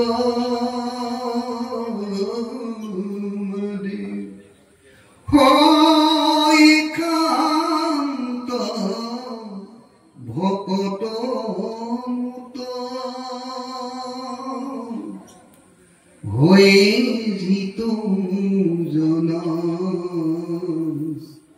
বিষয় বাধিতে নপাৰয়তা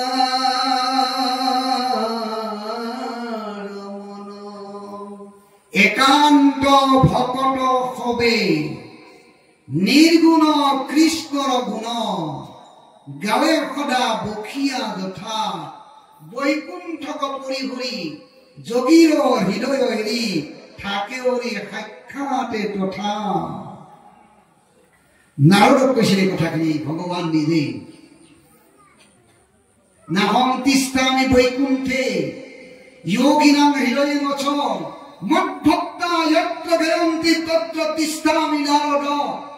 হে নাৰদ, মই বৈকুণ্ঠ ত্যাগ কৰি আহো। বৈকুণ্ঠ মানে বৈ মানে নাই, কুণ্ঠ মানে ভয়, যত জন্ম মৃত্যু জৰা নিৰ্বিক আধিভৌতিক আধ্যাত্মিক এটাও ভয় নাই, সেই ঠাই মই ত্যাগ কৰি আহো। যোগিনাং হৃদয়ে নচ, অনাহাৰে অনিদ্ৰায় বায়ু ভক্ষণ কৰি গাছৰ পকাপাত খাই মোৰ চিন্তা কৰি থকা ৰোগীবিলাকৰ তাৰৰ হৃদয়ৰ পৰা মই গুচি আহো। ক'ত থাকো মই? ভকত বিলাকে যত মোৰ গুণগান গাই থাকে তত্ৰ তিষ্ঠামি। তেনেহলে আপোনালোকে চাওক, ইয়াত আজি ভগৱান আছে, এইটো মোৰ বিশ্বাস নহয়, মই বিশ্বাস বুলি নকওঁ। আপোনালোকক যিমান ভালকৈ দেখিছো যিমান ভালকৈ মানিছো তাতকৈ বেছি ভালকৈ ভগৱান থকা বুলি মোৰ সত্য প্ৰমাণিত হৈছে। আছে কাৰণে, ভগৱান আছে কাৰণেই ইয়াত ঈশ্বৰৰ কথা চলিছে। কিন্তু আপুনি মই যে দেখা নাই, কাৰণ মাত্ৰ এটাই যে আমি সেই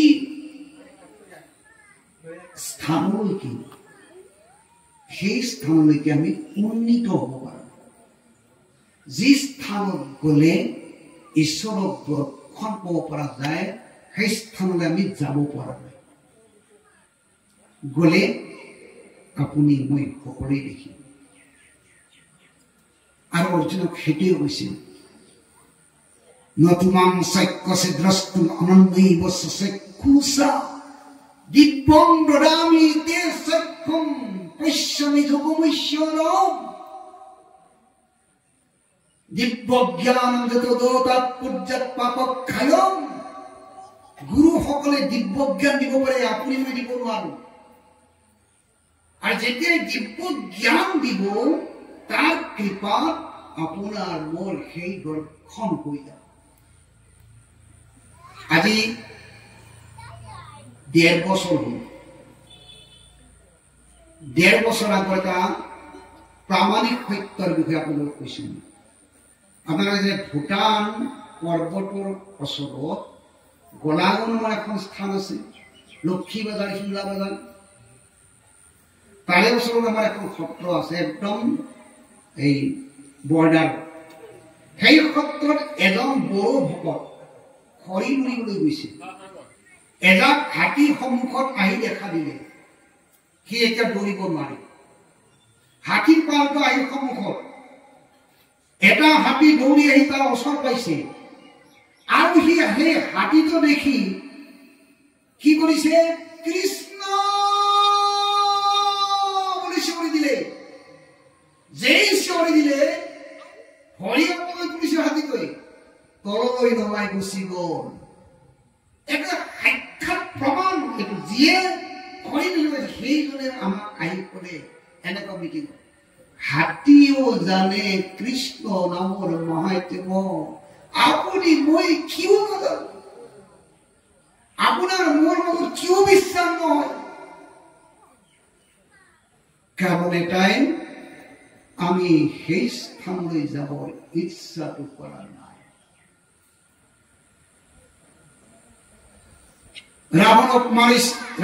ৰাৱণে মাৰিছক কৈছিলে, তই যদি জন্তু নোহোৱা অহাকালি মই তোৰ শিৰচ্ছেদ কাটি দিম, শিৰচ্ছেদ কৰিম। এটা মানুহ জন্তু হব খোজে নেকি? কৰবাই এটা অসুৰ জন্তু হব নোখোজে, সেই অসুৰ হৈয়ে থাকিব খোজে। এটা দেৱতা মানুহ হব নোখোজে, দেৱতা হৈ থাকিব খোজে। আমি মানুহ হৈছো, আমি কুকুৰ মেকুৰী হব নোখোজো, পশুত্বলৈ নাযাওঁ, মানৱত্বত আছো। কিন্তু ষ্টেজটো কেনেকুৱা চাব, মানৱত্ব, পশুত্ব, ভগৱত্ব। মানুহৰ যেতিয়া মানৱত্ব থাকে, তেতিয়া সি পশুত্বলৈ যাব নোখোজে, সি দেৱত্বলৈ যাব নোখোজে, সি ভগৱত্বলৈ যাব খোজে। যেতিয়া আমি ভগৱত্ব অৰ্থাৎ আমাৰ শৰীৰটো ঈশ্বৰৰ সত্তা আছেই, কিন্তু আছে বুলি আমাৰ বিশ্বাসেই নহয়। ঈশ্বৰ সৰ্বভূতানাং হৃদয়ে অৰ্জুন তিষ্ঠতি, সমস্ত জগতে আসময় হৰি, সবাকে মানিব তুমি বিষ্ণু বুদ্ধি কৰি, সমস্ত জগতে বিষ্ণু বুদ্ধি নহয়। কায় বাক্য মনে অভ্যাসিবা এইভাবে, কুকুল শ্রীকাল গদ্ধর্বর আত্মারাম, জানিয়া সবাক করি করিবা প্রণাম। মহাপ্রভুর বাণী প্রত্যেকরে যাহা যাহা নেত্র পড়ে, তাহা তাহা কৃষ্ণ স্ফুরে, স্থাবর জঙ্গম দেখে না দেখে অন্য মূর্তি, যাহা যাহা নেত্র যায় কৃষ্ণ হয় স্ফূর্তি। আজি খট্টালিকাৰ প্ৰভুৱে চাৰিওফালে ঘূৰি ফুৰে, তেওঁলোকে মানুহ নেদেখে, তেওঁলোকে মানুহ দেখিলে ঘূৰিব নোৱাৰে, তেওঁলোকে ভকত দেখে। যিমানে চকু যায় সেইভাবে ভকত দেখে মানুহ দেখিলে ভকত হব নোৱাৰে ভকত দেখিলে সন্ত হব পাৰে মানুহে যেতিয়া সন্তক দেখিব তেতিয়া ভকত হব পাৰিব খালি দেখাই নহয় দৰ্শন দৃষ্টি আৰু দৰ্শন মাৰিছত ক'লে মই পশু হ'ব নোৱাৰো তেনেহ'লে তোৰ কালি শিৰছে তেতিয়া ক'লে পশু হলে ৰামৰ সেৱা হ'ব আৰু নহলে মোৰ শিৰছে কোনটো কৰ্ম ভাল মৰা ভাল নে ৰামৰ চৰণ সেৱা কৰা ভাল কম পন্থা ভোগ ভাল নে ভগৱান ভাল খাই থকা ভাল নে সেৱা কৰা ভাল সন্তান সন্ততিক পালন কৰা ভাল নে পালন কৰি ঈশ্বৰত্বক লাভ কৰা ভাল কোনটো ভাল ভালটো চবেই চায় অসুৰ মাৰিচ ৰাৱণক ক'লে অহাকালি মই জন্তু হম হৰিণ হম আৰু হৰিণ হোৱাৰ কাৰণ মাত্ৰ এটাই হৰি সেৱা কৰিব ৰামচন্দ্ৰক স্বৰ্ণ হৰিণ হৈ গৈছে মোৰ দেহা স্বৰ্ণ নহয় মোৰ মন স্বৰ্ণ মই মন সোণাৰ মন লৈ আহিছো তোমাৰ সেৱা কৰাৰ কাৰণে কিন্তু এটা অপচন মোক লাগে এটা অসুৰ ৰাজ হৈ গ'ল মই তোমাৰ সেৱা কৰিব আহিছো হে প্ৰভু ৰাম কিন্তু আজি মোক তুমি অকলে সেৱা কৰাৰ অপচনটো দিব লাগিব মই অকলে তোমাৰ সেৱা কৰিব চাওঁ সীতা থাকিব নোৱাৰিব লক্ষণ থাকিব নোৱাৰিব কেৱল তোমাক মই অকলে চাওঁ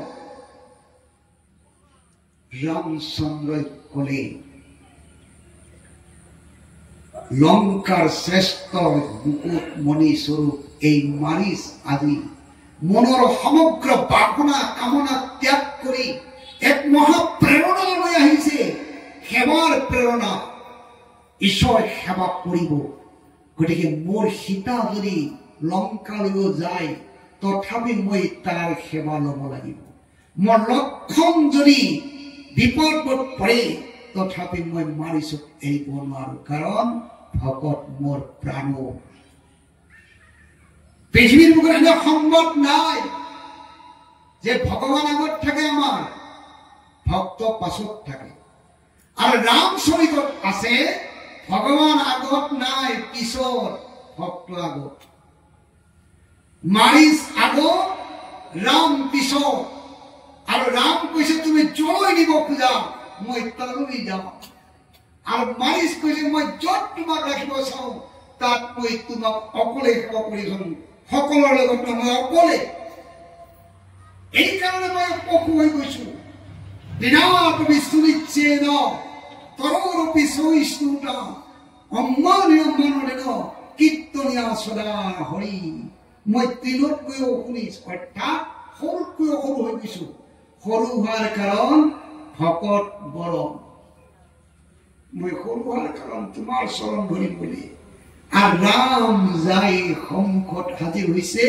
তাত কোনো নাই একমাত্ৰ মাৰিচ আৰু ৰাম মাৰিচ কৈছে মই সকলো এৰিলো মই যিমান জানো ইচ্ছা কৰিলে মই গোটেই পৃথিৱী মোৰ মায়াৰ বলেৰে আকৰ্ষণ কৰিব পাৰো কিন্তু মই সকলো এৰিলো আৰু যে মই সকলো এৰিলো কাৰণ মাত্ৰ তোমাৰ চৰণ ধৰিলো প্ৰভু এই চৰণৰ পৰা যদি মই বঞ্চিত হৈ নাযাওঁ তোমাৰ কাম মোৰ শৰীৰত যেতিয়া প্ৰয়োগ হ'ব তেতিয়া যদি মই ৰাম নাম উচ্চাৰণ কৰিব পাৰো এই কৃপা মোক বাপ কৰি হক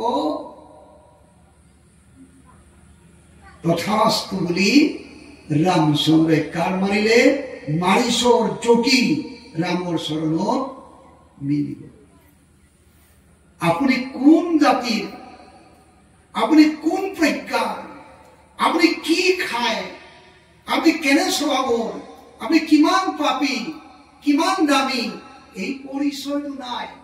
পৰিচয় মাত্ৰ আমাৰ এটাই, মই ভগৱানৰ দাস বলে। দাস হুয়া তুজু সেৱা নকৰিলো, হৰি হৰি হৰি হৰিয়ে এহি দোষে ঘোৰ সংহাৰে মুদিলো হৰি হৰি হৰি হৰি হৰি হৰি হৰি কি কাম কৰিলো আমি, কি কাম কৰিলো আমি? দাস হৈ তোমাক সেৱা নকৰিলো।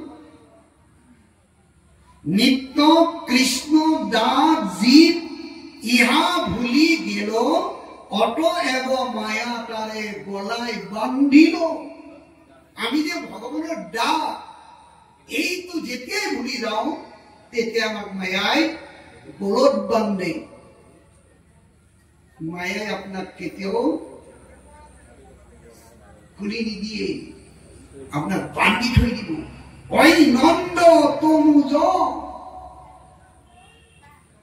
পতিতং মাং ভবতু বিষমে কৃপয়া তৎপদ পঙ্কজ ধুলি সদৃশং বিচিন্তয়। মহাপুৰুষ শংকৰদেৱ গুৰুজনাই ভাগৱতৰ প্ৰত্যেকটো অধ্যায়ত লিখিছে, কৃষ্ণৰ কিংকৰে শংকৰে ভনে বোলা হৰি হৰি সমস্ত জনে। এনে লেখা নাই, মই কিংকৰ, মই দাস, আপুনি মই মালিক হৈ থাকিয়ে জীৱন নিৰ্বাহ কৰিছো। বুঢ়ী যদি কঁকালো ভাঙে, বুঢ়ীৰ পুতেক যদি ডাক্তৰ, ইঞ্জিনিয়াৰ, হাকিমো হয়, তথাপি বুঢ়ীয়ে মালিক, পুতেক মালিক হ'ব নোৱাৰে। এনে নিচা আমাৰ প্ৰত্যেকৰে আছে। এৰি দিব নোখোজো, ধৰি ৰাখিব খোজো। মৃত্যুৰ আগদিনাও আমি ধৰি ৰাখিব খোজো। কিন্তু ভগৱান কৈছে, হাত জোৰ কৰি দিয়া, মুষ্টি বন্ধ নকৰিবা, হাত জোৰ কৰি দিয়া, মোৰ বুলি ধৰা, মই তোমাক আপোন কৰি লম। ভকত কেতিয়াও বিঘিনিয়ে লংঘিব নকৰে, লংঘিব নোৱাৰে। একান্ত ভকত যেতিয়া হ'ব, শ্ৰৱণ কীৰ্তন মূৰ তেজিয়া ভকতি প্ৰাণ